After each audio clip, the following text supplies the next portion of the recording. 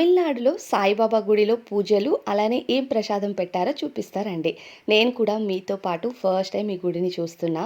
మా ఇంటి దగ్గర నుంచి 15 మినిట్స్ అంత దూరం ఉంది. ఇక గుడికి వెళ్ళాక బాబాకి ఇష్టమైన రోజ్ ఫ్లవర్స్, దాంతో పాటు 2 దీపాలు కూడా తీసుకున్నా.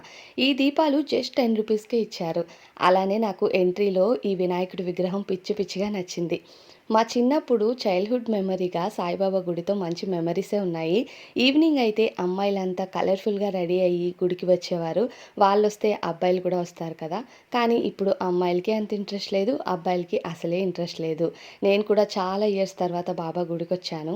ఇక్కడ బాబా విగ్రహాన్ని షిరిడి నుంచి తీసుకొచ్చి ప్రతిష్ఠించారంట. అలానే ఇక్కడ ఒక బేబీ సాయిబాబా కూడా ఉన్నారు చూడండి. పెళ్ళై పిల్లల కోసం ఎదురు చూస్తున్న వాళ్ళు ఇక్కడ బాబాని ఉయ్యాల్లో ఊపితే చాలా మంచిదంట.